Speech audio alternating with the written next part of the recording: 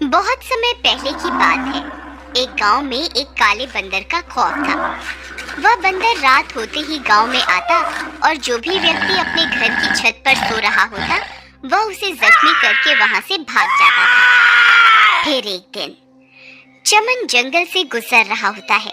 तभी काला बंदर उस पर हमला कर देता है। अरे बाप रे, ये काला बंदर कहाँ से आ गया? अरे मर गए रे, अरे भागो रे भागो। फिर वह जोर जोर से भागने लगता है और भागता भागता अपने घर के अंदर घुस जाता है। अजी क्या हुआ? तुम इतने घबराए हुए क्यों हो? क्या हुआ? तुम भाग क्यों रहे थे? अरे क्या बताऊं, आज तो मैं बाल बाल बच गया। आज मेरा सामना उस काले बंदर से हो गया था। मैं किसी तरह अपनी जान बचा के आया हूँ। तुम जल्दी जाओ और दरवाजा बंद कर दो, कहीं मेरा पीछा करते करते वो काला बंदर यहाँ ना आ जाए। फिर उसकी पत्नी जाती है और सारे दरवाजे खिड़कियाँ बंद कर देती है। फिर वह काला बंदर चमन का पीछा करते करते गांव में पहुंच जाता है और अपने शिकार की तलाश करने लगता है। गांव वाले उसे छुप छुप कर देखते रहते हैं। अरे बिमला देखो, ये वही काला बंदर है जिसका खौफ पूरे गांव में है। अजी इसके पंजे तो देखो, कितने बड़े हैं। मुझे नहीं लगता इसके हमले से कोई भी बच पाएगा। तुम जल्दी जाओ और घर के अंदर अंधेरा कर दो, कहीं इसकी नजर हम पर पड़ गई तो ये हमें जिंदा नहीं छोड़ेगा। फिर उसकी पत्नी जल्दी से जाती है और पूरे घर के सारे दीपक बुझा देती है और वह उसे छुप छुप कर देखने लगते हैं। वह काला बंदर इधर उधर अपने शिकार की तलाश करता रहता है और तलाश करते करते वह एक घर की छत पर चढ़ जाता है। वहाँ राजेश और उसकी पत्नी सो रहे होते हैं।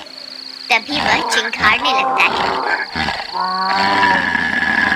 तभी राजेश की नींद खुलती है। अरे मर गए रे, ये क्या चीज है? हे भगवान हमें बचाओ।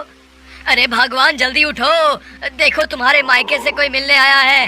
तभी उसकी पत्नी की नींद खुलती है। वह उस काले बंदर को अपने सामने देखकर हक्की बक्की रह जाती है। अजी ये क्या चीज है?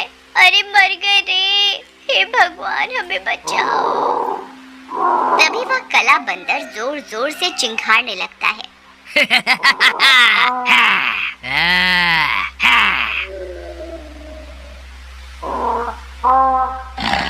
फिर वह दोनों जल्दी से अपने घर की छत से नीचे उतरते हैं और अपने कमरे के अंदर जाकर छुप जाते हैं। आज तो बाल बाल बच गए। मैंने तुमसे कहा था ना, इस गांव में काले बंदर का खौफ है, हमें छत पर नहीं सोना चाहिए। आप सही कह रहे थे, मुझे आपकी बात मान लेनी चाहिए थी। फिर अगले दिन सुबह होने पर चमन भाई, कल तो मैं और मेरी बीवी बाल बाल बच गए। उस काले बंदर ने रात को हमारे ऊपर हमला कर दिया था। हम दोनों किसी तरह अपनी जान बचाकर वहां से भाग निकले। यार राजेश, काले बंदर के हमले तो अब बढ़ते ही जा रहे हैं। लोगों में इसका खौफ बहुत बहुत बढ़ गया है। तुम्हें पता चला, हरिया और मोहन तो अपना मकान बहुत ही कम कीमत पर बेचकर शहर चले गए हैं। भाई मैं भी अब इस गांव में नहीं रहना चाहता, लेकिन क्या करूं, इस काले बंदर के खौफ के कारण जमीन की कीमतें आधी से भी कम हो गई हैं। हम सब गांव वालों को मिलकर मुखिया के पास चलना चाहिए ताकि वो इस समस्या का कोई समाधान निकाले। तुम सही कहते हो भाई, चलो हम अपने साथ कुछ गांव वालों को भी ले चलते हैं। मुखिया जी, आपको तो पता ही है, पूरे गांव में काले बंदर का खौफ बना हुआ है और गांव के लोग अपनी जमीनों को आधे से भी कम दामों में बेचकर ये गांव छोड़कर जा रहे हैं। अगर ऐसा ही चलता रहा तो थोड़े ही दिनों में ये गांव खाली हो जाएगा। आप जल्दी ही इस समस्या का समाधान निकालें। तुम सही कहते हो भाई, हमें इस काले बंदर का सामना करना ही पड़ेगा। मुखिया जी, मेरे पास एक तरकीब है। क्यों ना हम में से कोई व्यक्ति काले बंदर का भेष बदल ले और उसका सामना करे। हो सकता है वो अपने सामने अपने से ज्यादा बड़े काले बंदर को देखकर डर जाए, लेकिन बल्लू भाई, वो बंदर लंबाई में हमसे 2 गुना बड़ा है। अगर हम उसका भेष बदल भी लें तो उससे छोटे ही दिखाई देंगे। तुम उसकी चिंता मत करो, मेरे पास एक तरकीब है। अगर हम 2 लोगों को एक के ऊपर एक खड़ा कर दें तो हम उस काले बंदर से भी ऊंचे हो सकते हैं। अब हमें ये सोचना है कि वह दो लोग कौन होंगे जो उस काले बंदर का सामना करेंगे। सब गांव वाले एक दूसरे की तरफ देखने लगते हैं, लेकिन काले बंदर का सामना करने के लिए कोई भी राजी नहीं होता। चमन और राजेश, तुम दोनों ने उसका सामना पहले भी किया हुआ है। मुझे लगता है तुम दोनों इस काम के लिए सही रहोगे। अरे मर गए रे, ये मुखिया तो मेरी जान लेकर ही रहेगा। मुखिया जी, बल्लू की तरकीब तो सही है, लेकिन वो काला बंदर हमसे नहीं डरा और उसने हम पर हमला कर दिया तो क्या होगा? तुम घबराओ मत। जब तुम उस काले बंदर का सामना करोगे तब सब गांव वाले वहीं आसपास छुपे रहेंगे। अगर उस काले बंदर ने तुम पर हमला कर दिया तो सब गांव वाले मिलकर तुम दोनों की जान बचा लेंगे। ऐसा है तो ठीक है मुखिया जी, हम तैयार हैं उस काले बंदर का सामना करने के लिए। फिर रात होने पर बल्लू चमन और राजेश को एक के ऊपर एक खड़ा करवाकर उनके ऊपर काले बंदर की खाल चढ़ा देता है। अरे वाह चमन और राजेश, तुम दोनों तो उस काले बंदर से भी बड़े लग रहे हो। मुझे पूरा विश्वास है कि हमारी तरकीब जरूर काम करेगी। भाई बिल्लू, अगर वो काला बंदर हमसे नहीं डरा तो क्या होगा? अरे यार तुम घबराओ मत।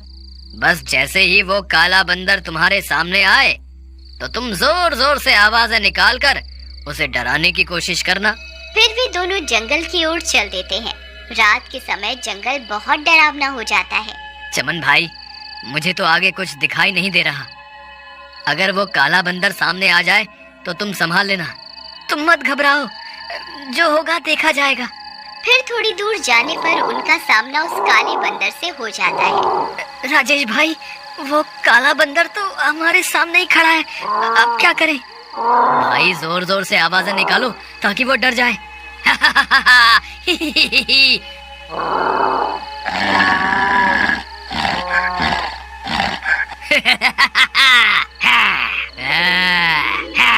ए बंदर, मैं तुमसे भी ज्यादा ताकतवर हूँ, मैं तुझे नहीं छोड़ूंगा। अरे मर गए रे, ये काला बंदर कहाँ से आ गया? हे भगवान, मैंने तो काले बंदर का भेष पहना हुआ है, लेकिन ये तो सच में काला बंदर है। ये तो मुझे एक ही वार में मार देगा। अब मैं क्या करूं? राजेश भाई, जोर जोर से आवाजें निकालो, मुझे लगता है हमारी तरकीब काम कर रही है।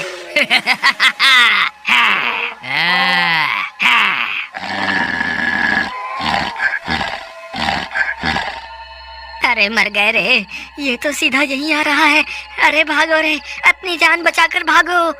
अरे भागो रे, हाय आज तो मैं मरी गया।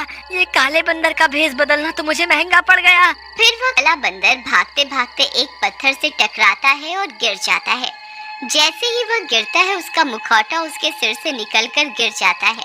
अरे मर गया रे, हाय रे, मर गया। तभी चमन और राजेश भी वहाँ पहुँच जाते हैं। बंदर भाई, मुझे माफ कर दो, मैं कोई काला बंदर नहीं हूँ, मैं तो एक आम इंसान हूँ। मुझे तो शहर के एक सेठ ने पैसे दिए थे ताकि मैं सब गांव वालों को काला बंदर बन के डराऊं और उनमें इतना खौफ भर दूं कि वो अपनी जमीन को आधे दामों में सेठ को बेच दे। मुझे माफ कर दो। अरे राजेश, ये काला बंदर नहीं है, ये तो कोई बहरूपिया निकला। फिर चमन भी अपना मुखौटा उतार देता है। वह बहुरूपिया चमन को देखकर हैरान रह जाता है। हाय रे, ये क्या, तुम भी बहरूपिया हो? हाँ, मैं भी कोई काला बंदर नहीं हूँ। हम तो बस तुम्हें यहाँ से डराकर भगाने आए थे, लेकिन तुम तो कुछ और ही निकले। मुझे माफ कर दो भाई, मैंने जो कुछ भी किया सिर्फ पैसों के लालच में किया। मैं इस गांव को हमेशा हमेशा के लिए छोड़ के चला जाऊंगा। तभी वहाँ सब गांव वाले भी पहुँच जाते हैं। वे उस बहरूपियों को देखकर दंग रह जाते हैं। अरे ये तो कोई बहरूपिया है जो काला बंदर बनकर हमें डराता था। मुखिया जी, मुझे माफ कर दो, मैं आगे से कभी ऐसी गलती नहीं करूँगा। फिर सब गांव वाले खुशी खुशी गांव में रहने लगते हैं।